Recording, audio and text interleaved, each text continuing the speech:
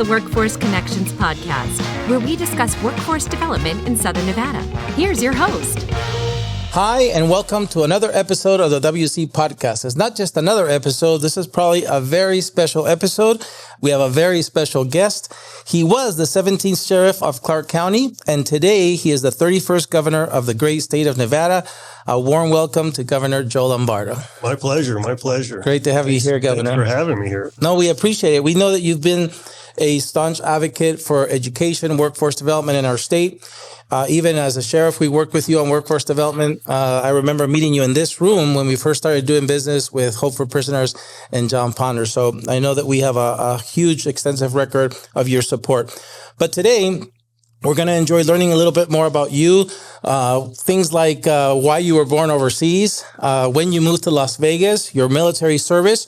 So for our audience that doesn't know these details about you, please share where you were born, where you were raised, went to school, and what did you do after graduating from high school?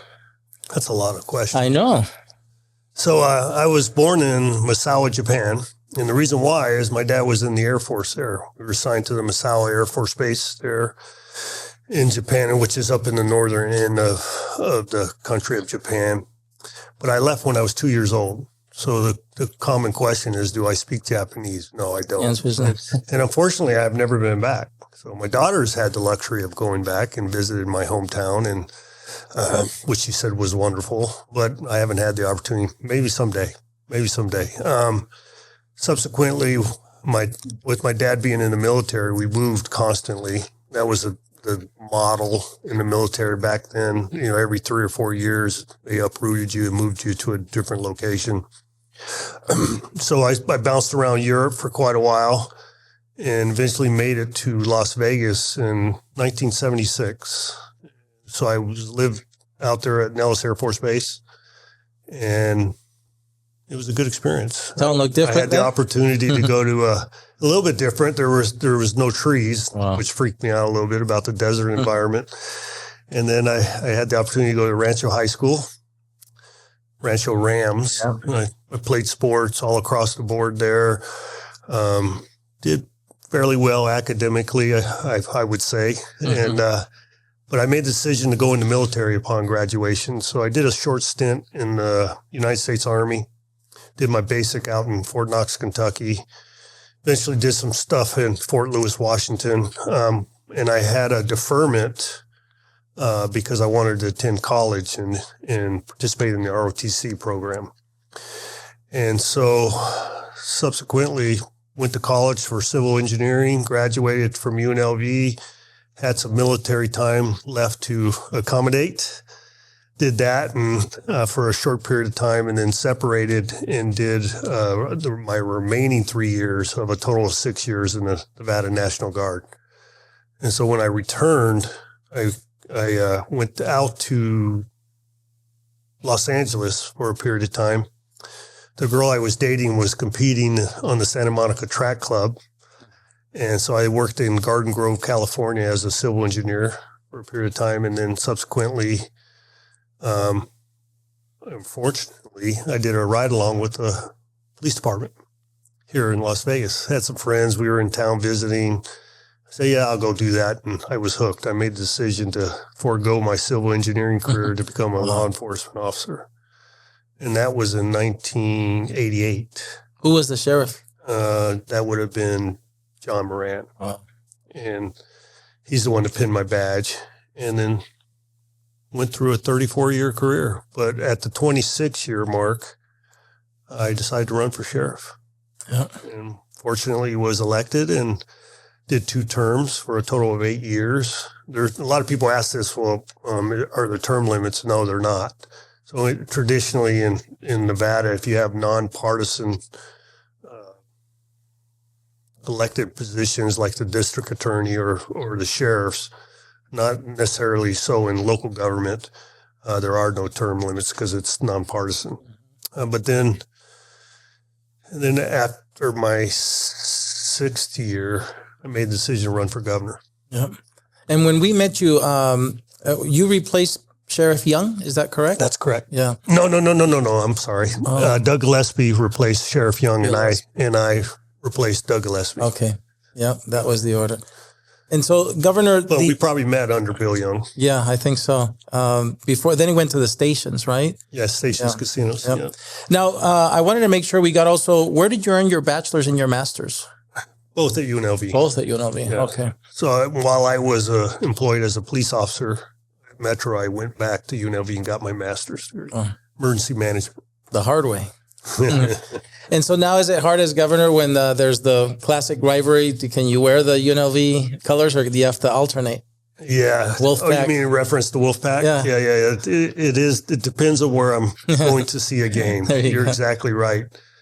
So, and both the presidents make a point of it when you show up at different events, what color you're wearing. Yeah. And the one up there it's a is good rivalry, though. Yeah. Former Governor Sandoval, a good friend of ours too here, it must be great for you to have him close by as well. Yeah. He's a good listening post, I guess. He's a mentor. I like to bounce different ideas because there's no sense of reinventing the wheel, right? So a lot of times your previous governors have tried what you're thinking about in some form or fashion, no matter what it may be. And there's, it's good to identify the obstacles before you put a lot of effort into it. And so, Governor, you just took us to where you transitioned. You decided to run and were elected. What has been and you had a distinguished career in law enforcement, as you said. Many of us in the community got to work with you in that regard. What has been the transition like from being our sheriff to now our governor? I thought it would be seamless, but it obviously wasn't. And the reason why I would say seamless, because whenever you're at the top of an organization, no matter the size, you're still dealing with the same nuances. You're dealing with people, right? The people you serve and the people that work for you. And so there's some tried and true methods in dealing with that, leading from the front, training your folks, receiving good ideas from all levels of an organization, implementing ideas, and doing actual follow-up on success or failures and implementing change. That's no different in any organization. A lot of people think, well, I was told this during the campaign trail that I wouldn't be successful as a governor because I hadn't worked in that kind of space. I wasn't a legislator. I wasn't, a lot of nuances of state government versus a police department. But it still boils down to working with people. Right. And challenging people and recognizing good work and making sure you have eyes on the process, constant eyes on the process, because you're not being elected or hired in that position for your technical knowledge. You're being due so you can manage the process and provide direction and vision. And I knew I had the capability of doing that. Very good. Yeah, it's been interesting to see you. I know that job can't be easy. You have 2 years in, more than that, 2 legislative sessions you have now. And so the next question we wanted to ask you is, we know you care deeply about education. What would be some things you're proud of so far in these couple of legislative sessions that you've had to go through? Well, in the first session would have been the monetary injection into the system. So quite often when you deal with education, there's a perception or a reality. There's never enough money to address the issues associated. There's a lot of infrastructure issues that you deal with in school districts. There's a lot of teacher availability and teacher pay issues that you deal with. And there's the curriculum, whether it's the appropriate curriculum or more conducive to learning, those type of curriculum, and whether the kids are actually prepared to go into college or to have a career. So there's a lot of nuances in the working models of education, but first and foremost, you have to ensure that you have enough money in the system, that you have the resources to support the system in totality. And if you look at the per pupil funding formula that was developed under Governor Sisolak, you could see that we were woefully underfunded as compared to similar size school districts and or student participation numbers. And so how are we going to fix that in the immediate? And the immediate answer to a significant number of the problems was monetary injection, ability to actually function appropriately and get the people, the qualified people, such as teachers and administrators and the resources as pens, pencils, and paper, right, to put to the problem. So I made a $2 billion on top of the existing total education budget for the state. And I made a promise to myself, $2 billion wasn't a one-time piece. So you have a set budgetary amount for education in perpetuity into the future. And I made a promise to continue on that path for the success of education. So in the second session, SB 460. Okay, so you put the money into the system. You're figuring out the teacher pipelines. How do we get full-time teachers versus part-time teachers into the system and affect that vacancy factor that I think had a huge detrimental effect on testing scores and achievement scores through the system. So we worked on that and through both sessions, and we were very successful in doing that. Dual credit stuff, all those different nuances of teacher pipeline. But the last piece was accountability. And SB 460 addressed those first two issues: money, teachers' pay, charter school teacher pay, transportation costs, all those nuances. But in SB 460, the missing link in that whole education paradigm was accountability. Accountability for both the teachers and the administrators and the district level supervision, to include the Department of Education. And along with the accountability is an audit process to determine what the hell you're doing, whether it's working or not. And so we have those measurement sticks, measurement guidelines, and knowledge, and the ability to react to poor performance. Yeah. And I'm happy to say that was a bipartisan solution. Working with the majority leader, Senator Cannizzaro. Obviously, it was some hard-fought battles, but we both came in with two big comprehensive bills addressing education. We said, this doesn't make sense. Let's get together, mimic the similar policies in there, and then decide whether this is important or not important. And we ended up with a 900-page bill. I guess that's probably close to the number through amendments and everything else. And I think it's going to make a difference. I think so too, Governor. And it's encouraging to hear that in our state, we have still that kind of cooperation and collaboration across the aisle. We need more of that in this country. And, and let's go back to, Jaime, to your original question, what's the difference, right? And that's it right there, what you said. That's another key difference between being the sheriff and the governor is, as a sheriff, I was the ultimate authority, but, my responsibility was only this big. The responsibility of the governor is monumental. And the primary responsibility as sheriff is crime, right? And social issues that affect crime. But as the governor, it's everything as you can imagine. It's public safety, it's healthcare, it's education, all, job development, economy, but, all the nuances of that. And where I'm driving at with this is when you get into traditional government process, you have two different schools of thought. Now we have three different schools of thought in the state of Nevada. You got an independent thought process, Republican and Democrat. And the best model is when you have consensus, right? You have differences of opinion, convergence, consensus, eventually, hopefully, and then you have good policy. That's the way you're not making decisions in a vacuum, right? That's one thing I've noticed is much more difficult than I thought it would be. Okay. Well, we're getting through it. Yeah, a lot you are, and we just hope that you're getting enough sleep at night. So those are big problems to solve. Let's go back to crime, because again, when we met you, it was when we started working with Hope for Prisoners.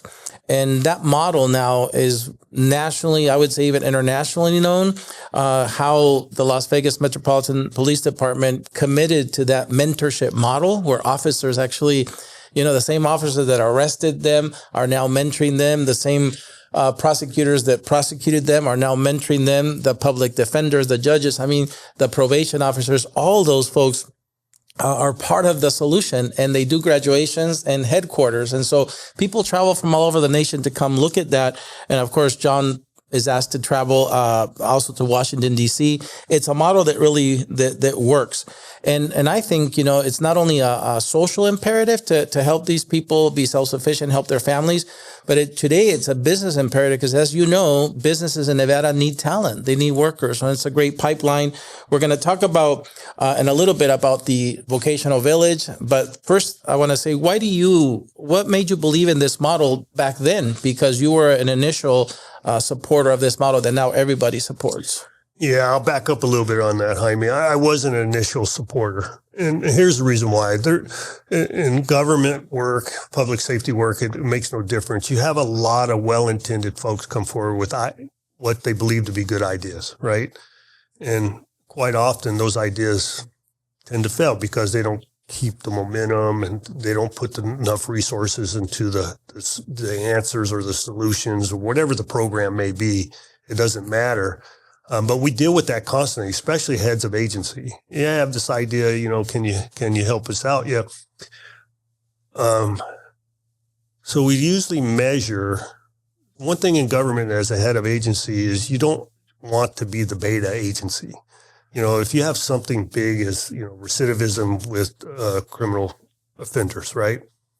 And programs that prevent the third time offenders versus the, second chance that John Ponder's program addresses.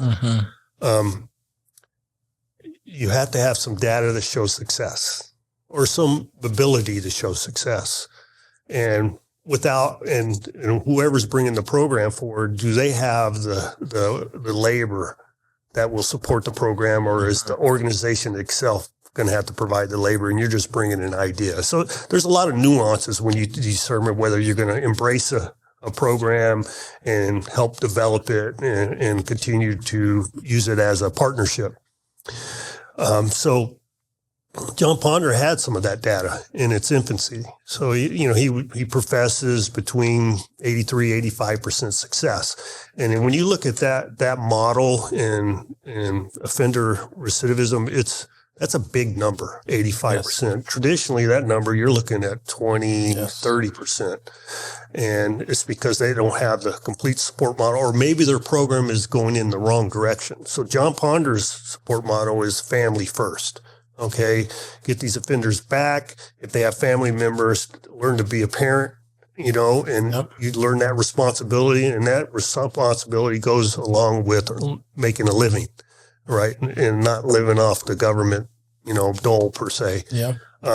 And so he has proven that. And what he does is he doesn't just bring them in and says, okay, we're going to help you find a job and we're going to tell you to get along with your siblings and or become a parent and give you some small modicum of training. No, it was training on steroids. Yeah. Okay. He says, and he was speaking, and here's the other fortunate piece of this. He's speaking from a person with knowledge. He was a multiple offender, right? And he says, hey, I've been through this system, but I can't buffalo you, nor can you buffalo me. And so he had put a program together. It was showing success in its infancy, and then subsequently I embraced it. All right. And what that embracement means, everybody in the law enforcement community, not just the police department, but all your social services, your probation folks, and the judiciary, judges, everything that is part of it in totality. And when those kind of programs such as John Ponder's fail is because the police don't embrace it. They're like, no, you're an offender. There's no hope for you. A leopard doesn't change the spots. Yeah. Or the judiciary, no, we don't really have the ability to modify your sentence or, take care of your warrants or with programs. Well, we were able to implement all those different things as part of a partnership. And that's why it's successful. If we hadn't done it as a partnership, if the police did it on their own, it would have failed. And I think, Governor, to your point, yes, you were starting to talk about how you, just like the accountability of 460, the data and the success was part of the accountability of this program too. Right, we're going to invest and work to it, but we want to see results. And now I see. Well, and Jaime, the biggest thing you deal with in that community is throwing them to the wolves upon separation. That's right. In other words, they get out of the penal system. They may have done something while they were incarcerated to help their workforce skills. They may not have, or you just throw them out and, okay, you're on your own, figure it out. Right. And this John Ponder system, Hope for Prisoners, is that middle. That's that middle gap. Yeah. That he feels it, so you can help with the transition piece. And again, Governor, during your administration, one of the things, that this model continues to evolve, your team, James Arenda at Corrections, Chris Sewell at Dieter, they've all been contributors to Vocational Village, an amazing 120,000 square foot vocational training facility behind the walls of Southern Desert, where not only was there a state investment from Corrections, Dieter, Workforce Connections, but the best part is that employers came in, as you said, those who are going to be hiring those folks, the Hershey's from Hershey's Industries, and the NTI, Ryan Woodward, they all came inside with their equipment so that they can train these folks and make them, as you said, ready so that on day one, when they leave those walls, they're ready to go to work because they've been working on it for 6 months in advance. Right. And I think that is notable. Well, and it's a solution for a bigger problem, right? Remove the inmates from the problem. In totality, society has a workforce problem, right? And we see that across all different disciplines, whether you're a former inmate or not. It's workforce in totality. So, and I say that, career ready or college ready to be able to hit the ground running in today's society. And fortunately, that is one particular demographic or population group that we had to address also, right? But the unfortunate piece is there's crime associated with that group, right? We don't want them to go back to that life. And they will go back to that life because they don't have any vision of success, right? Or the ability to earn a quality of life earning. Yeah. They easily could have gone into, some service job that doesn't pay the bills, right? And it defeats the purpose what I'm describing. And yeah, so we saw that was a particular issue, and I don't know if it's been duplicated either. Right. Across the United States within the prison system. So over at High Desert, Jim Zorinda identified some land that was available, had some buildings that were no longer being utilized. So we had private parties come in. So as part of the state, we said, yeah, we'll give you this facility. We'll give you this land. Do what you will with it, And so John Ponder did a yeoman's job of going out soliciting partners. Yep. And they revamped the whole building within code and everything else. And they developed a tarmac field to get their commercial driver's licenses if that's what they want. The welding, air conditioning, plumbing, whatever it may be, whatever your interest is. And I'm not saying they come out 100%, but we could get them part of the way. Absolutely. And if they're in there long enough in the program, they may be 100%, right? But it also determines whether they would like it or not. Quite often you get shoved into a job. I can't do this for the rest of my life. Yep. And this, the ability to do it. No, it's good. And Governor, I want you to know that last, I think it was September, but the Jobs for the Future, a national workforce group, brought a bunch of folks. They were congressional staffers. We also had the U.S. Conference of Mayors bring their subject matter experts and visited that facility. And specifically, Jobs for the Future, was so inspired by this model. You're talking about collaboration, cooperation between states and agencies and local folks, that now there's a grant out there, a multi-million-dollar grant that Jobs for the Future has put out. And there'll be 4 awardees from the West, I think, Mountain, Mid, and East, 4 regions. And they want to award a grant to document a best model and be able to white paper it and scale it in other places in the nation. So we're working with your team, with James and Chris on, and also Tom Burns from GoEd, on submitting a proposal to say, here's a model that works, that has the data, as you said. It can be accountable. And so we'll let you know how that goes. We're hoping to bring some resources to the state, not only to grow this, to duplicate what we have here in Northern Nevada, but also be an example for the rest of the nation. So we'll let you know how that progresses. That's fantastic. Yeah. Another thing I'm glad you made me aware of that. I wasn't even aware of that. Yeah. Well, you got a lot of things to worry about. So, but we definitely will keep you updated as that progresses. But again, working with your team, great so far. Another thing we told you about last time we had lunch over there at that golf course, we shared with you that for the first time ever, a national conference of workforce development that happens in Washington, D.C. every year, first time in its history, it won't happen in D.C. in March of 2026. It's going to happen here in Nevada. Because of all these great things happening, the fact that the Vegas Chamber was the first chamber in the nation to host an American Job Center, that we have a private employer called Movement Fitness doing the same, that we have multiple cities and library districts. These are all things only happening here in Nevada. And so the nation will come and see that in person next year. And as I told you that day, we're hoping you're going to be a part of it and hopefully welcome the guests, to our state for the first time. Well, the only thing I'd ask, as soon as you know the date, provide it. We'll send those to you today. Yeah, we'll send you the dates. I'd be happy to do that. Awesome. Thank you, Governor. So that is, I think, half the ask that we will, the people will be glad, I think, to not only to see this stuff in person, but to hear from you on why we believe that that's what we need to do. As you know, not only I think you care about education, but I know you care about small businesses. We see you with the chambers, whether it's the Vegas Chamber, Latin Chamber, Henderson, Urban, Asian, you're always there. Business is our, most people think that corporations drive our economy, but it really is small businesses that support those corporations. I know you understand that. And so these are the reasons I think why we are shoulder to shoulder with your team, making sure that, congratulations, by the way, on the new superintendent. That news just broke ground.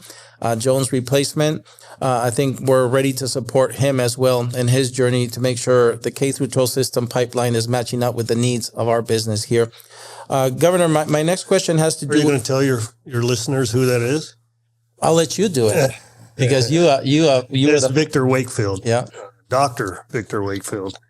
He used to work for the Department of Education here in the state of Nevada, and he went to Teach for America and was an administrator with that organization for quite some time.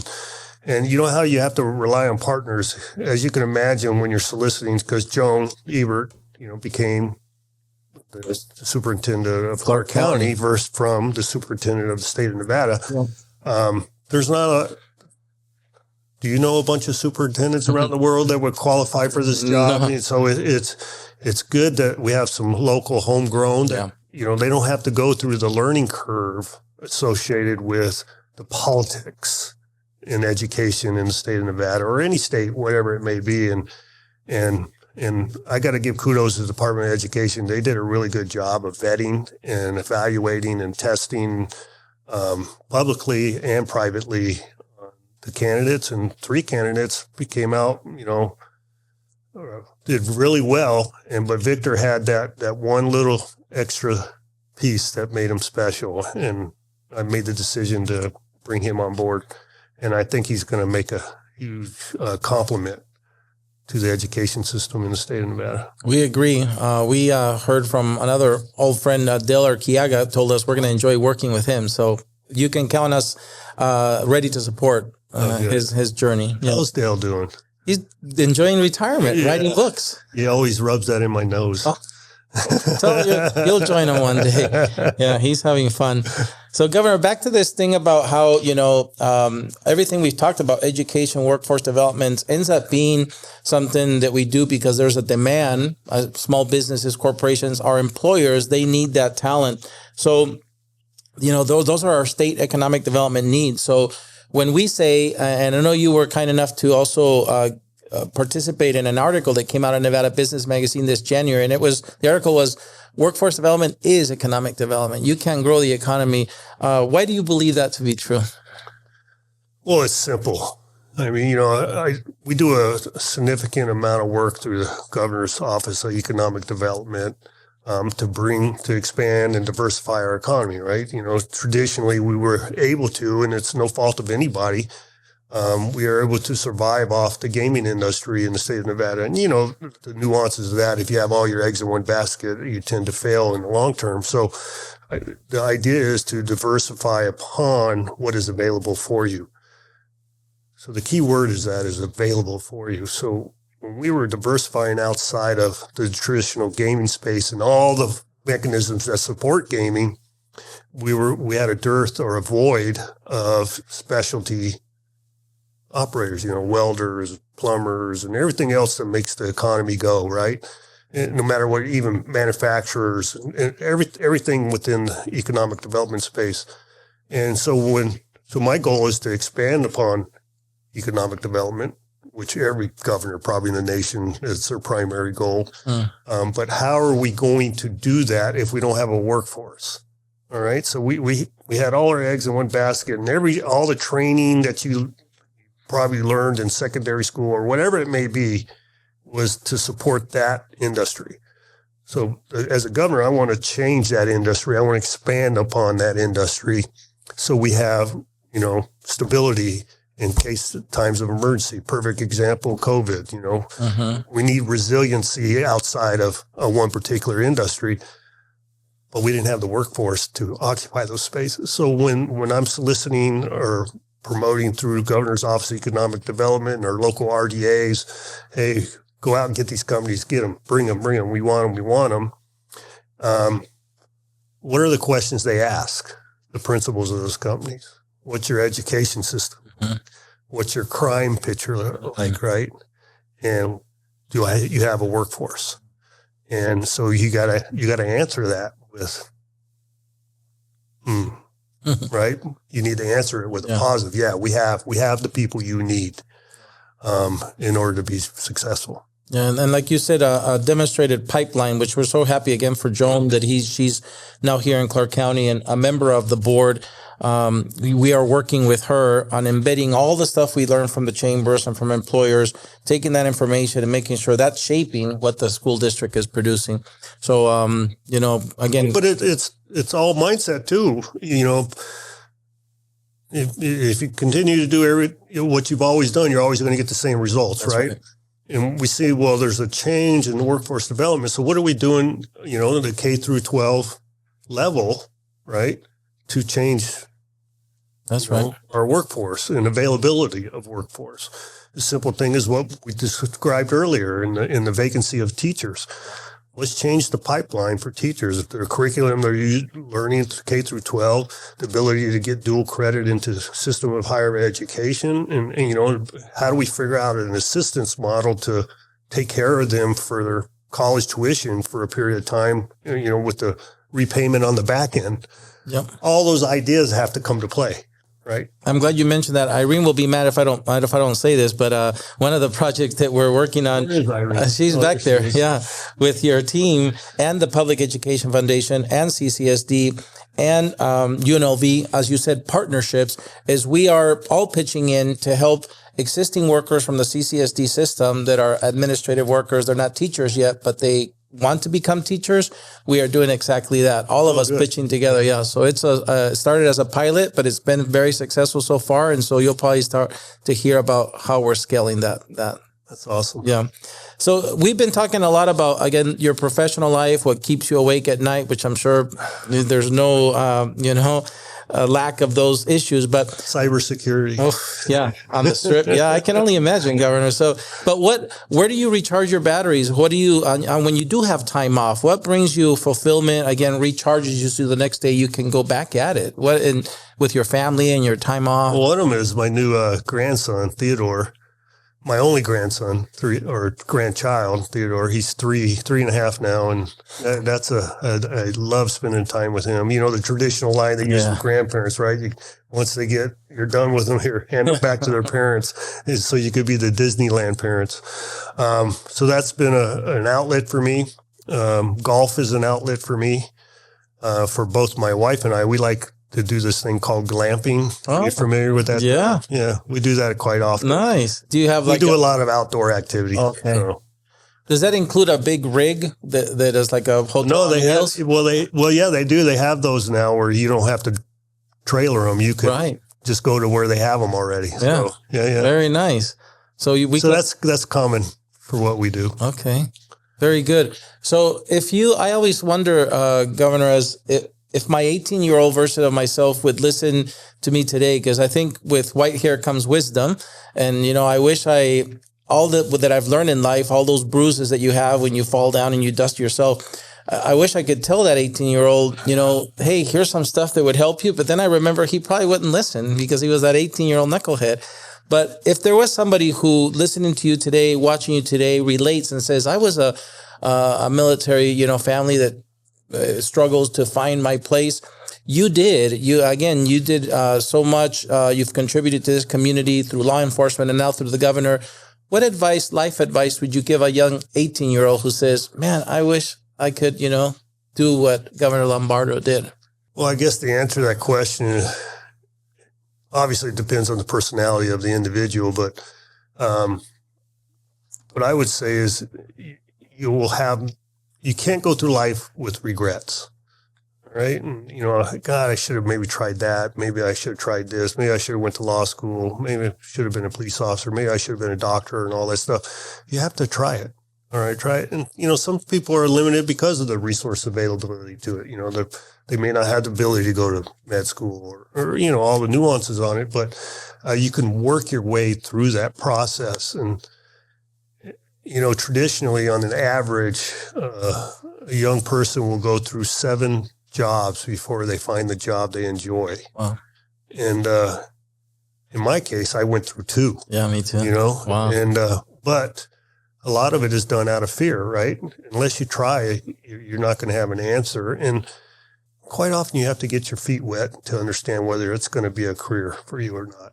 And so do it. Just do it. Don't be afraid. Wherewithal. Don't be afraid. Go out and do it. You always hear from our parents, hard work is the solution to everything. Yeah, that's a solution, but it's not the complete answer. You got the old saying of you got to enjoy going to work to make yourself happy in life. And I do. Every job I've ever had I enjoyed it. And so in my case, it's been service to individuals, services to the community, in the military, law enforcement, governor, state work. It's all been service oriented. And that gives me satisfaction, right? What are the 2 major motivators in the human genome, right? Challenge and recognition. So I guess my advice to pull it all down is pick a career that's going to challenge you. That way boredom doesn't sit in and you say, this isn't for me. And, recognition, ability to receive from people that are above you, you're doing a good job, whether it's from your parents or yourself or your teacher or anything else, and have that clamoring for recognition for a job well done. That's great advice, Governor. I can't believe we're at the end of the podcast. This went by too fast. Yeah. The last question has to do with, we love to give our guests the opportunity to share any initiatives that you're working on that we didn't talk about yet, upcoming events. I know you have you're going to start preparing for, a legislative session, an election, but that's still maybe months away. Is there something sooner than that you want this audience listeners to know about, participate in? Well, I guess not a significant piece, but, when I talked about my platform when I ran for governor and what I've continued to expound upon and continue to work hard on every day is, expanding the economy, education, housing, right? Healthcare, crime prevention. All those things are part and parcel to what motivates me each day and continue to work on that. So if you were to say, well, what's going to happen in the next couple of months? It's everything that's encompassed in those particular issues. Graduations of kids from med school, convincing them to go do residency programs in the state of Nevada, ensuring that all those accountability measures we put in place with education, we're following up on that and not hoping somebody else is doing it. Everything you can think of in that space. But in particular to economic development, I had the luxury of doing a tour of the A's stadium work site. Wow. And it's exciting to know that's coming on board. And here we are talking about workforce, right? That's workforce. Yeah. Right. And the other thing on front of my mind is what we're going to do with film studios. Whether that's going to come to fruition or not. That's something I'm working on. How close were we in the last session? We weren't close at all. Okay. We weren't close at all, but I think we can still solve it. Yeah. And when you talk about, well, that's the jobs to build it, but it's also building a resilient economy in case of emergencies. So that was one particular industry that didn't suffer during COVID. Yeah. I would be excited. Yeah, we were part of some efforts, work with Jeremy, Aware, and others on the some of the data collection of what that would mean for our economy. As you said, make it more resilient, add technical jobs, high-paying jobs. So can't wait for that conversation to resurface. How many months are we away from the next legislative session? I don't know. It can't come soon enough. Well, Governor, I can't thank you enough for taking the time out of your busy schedule to come speak with us. We hope to have you again. We're going to be moving in, as you know, co-located with Mary Beth at the new Civic Center in downtown Las Vegas. Across from City Hall, there's a brand new campus that was just built. So next time we have you over, we'll be in that new location. Mary Beth's going to be over there too? The Vegas Chamber will be on the second floor. So they're leaving over by the Smith Center? Yeah, they're already out. I wasn't aware of that. Oh, yeah. And they're in May. Their lease expired. Okay. So they were working out of offices on Carson Street. The owner of Circa, Derek Richard, I think his name is, but he was hosting them for a little bit. Derek Stevens, thank you. He was hosting them, but now they're finally moved into this new building. Oh, good. Yeah, we'll invite you. Partnerships. Yes, it's all about partnerships. And so we pray that God gives you the health you need to continue to serve our state. We're thankful that you do it. Again, like you explained today, I can't even imagine what you go to bed at night thinking about. But again, may God give your family and you the health that you need to continue to serve our great state. God bless you. Thank you, Governor. Well, that's it for another episode of the WC Podcast. We hope to see you at a future one. Until then, stay safe.